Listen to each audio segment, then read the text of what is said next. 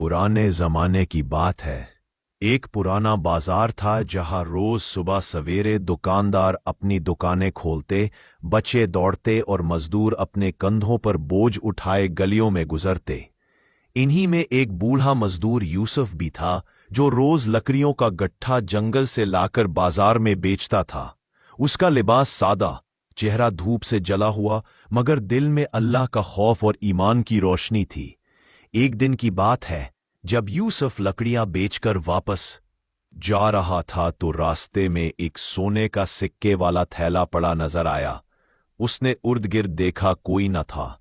दिल ने कहा, ये तो अल्लाह की नेमत है, मगर फौरन दूसरा ख्याल आया, नहीं, ये इम्तिहान है। यूसुफ ने थैला उठाया और सोचा कि शायद किसी का गिरा होगा। वो बाजार के दरवाजे पर खड़ा होकर बुलंद आवाज में कहने लगा, किसी का थैला गुम हुआ है जिसमें सोने के सिक्के हैं। कुछ देर बाद एक ताजिर घबराया हुआ आया, हाथ जोड़कर बोला, बाबा, मेरा ही थैला है, मैंने बाजार में कहीं गिरा दिया था। यूसुफ ने मुस्कुराकर वो थैला वापस कर दिया।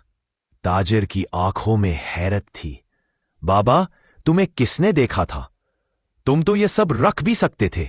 यूसुफ ने आंखें बंद करके कहा, बेटा, लोग ना देखते मगर अल्लाह देख रहा था। मैं अपनी मेहनत की कमाई खाता हूं, किसी के माल पर कब्जा नहीं करता। ताजिर की आंखों से आंसू बह निकले।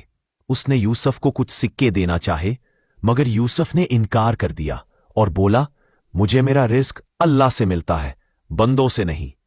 वो वहां से चला गया, मगर उसकी बात ताजिर के दिल में हमेशा के लिए नक्श हो गई।